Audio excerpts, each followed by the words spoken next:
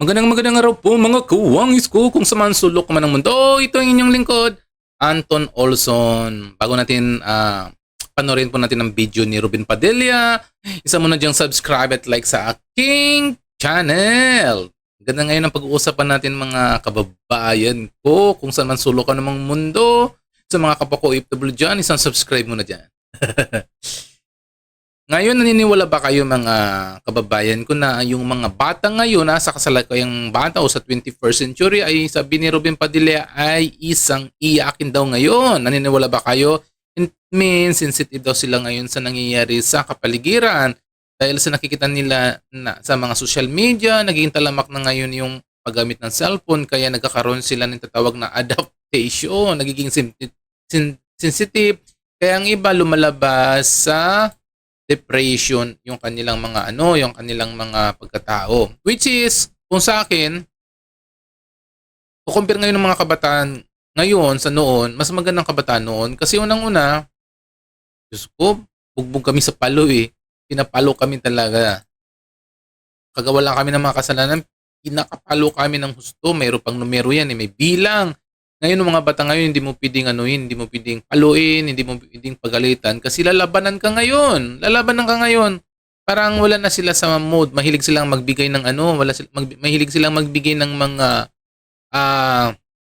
rason nila. Parang akala mo kung magbigay sila ng rason, akala mo ang gagaling nila. Pero sa totoo lang, wala ring alam yan. Wala silang mga alam tungkol sa mga girlfriend. Kapag sabihin mo na, oy, wag ka munang boyfriend, girlfriend, sagot pa sa'yo, pakialam mo. Diba? Ganun na sila ngayon sumagot. Ito, panorin po natin yung mga punto de vista ni Ruben Padilla. Kung okay lang sa inyo, against kayo, or okay, wala naman tama at mali dito sa kanyang pahayag ni Ruben Padilla. Ito ang kanyang pananaw lang ni Ruben Padilla, Senador. Huwag kayong magagalit sa akin. Nako, maraming batang magagalit siguro, pero pasensya na kayo. You are weak. Hindi kayo katulad nung panahon namin na hindi kami iyakin. Natuto kami sa kalsada. Natuto kami na huwag umupo, umiyak. Nung panahon namin, hindi uso yung salitang depression. Hindi ko nga alam yun kung ano yung depression. Ngayon, bata. Alam mo, totoo ang sinabi ni Senator Padilla. Kahit ako hindi ko alam ng tinatawag na depression ng isang bata. Kasi unang-una, batang kalirin ako Naglalaro kami ng patintero, naglalaro kami kung ano-ano na lang diyan sa kalsada. Unang-una, hindi naman na kami nakatira sa syudad, nakatira kami sa isang isla lang. Kaya dito karamihan dito mga puno, kung anong inaakit namin dito, kaya hindi namin naranasan yung tinatawag na depression. Alam namin problema kapag pinapalo kasi kapag nagkaroon kami na hindi lang kami makasunod sa inuutos ng magulang, palo ka agad yon. Which is totoo naman ang sinasabi ni Ruben Padilla. Ang maliit, sasabihin, I'm depressed. Magulo. Ito po yung Children's Safety in Social Media Act. Ito po ay napakahalaga. Rinig nyo po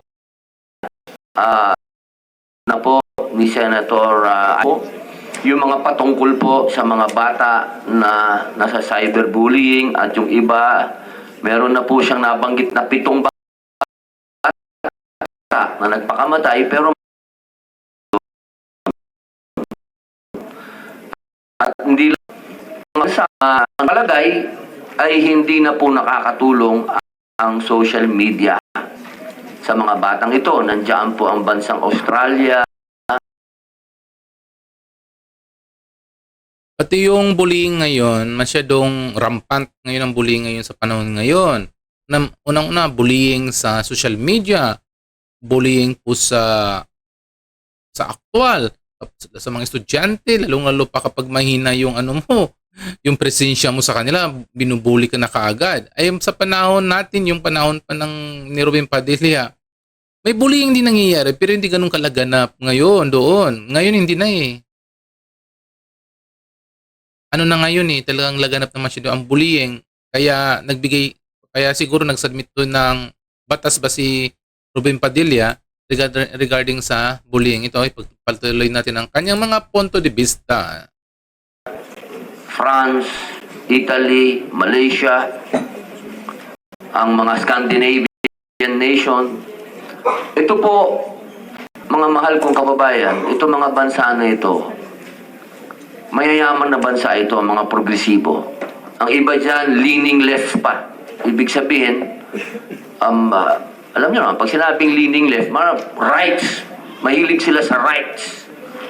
Child rights, human rights, sabihin nyo lang anong rights.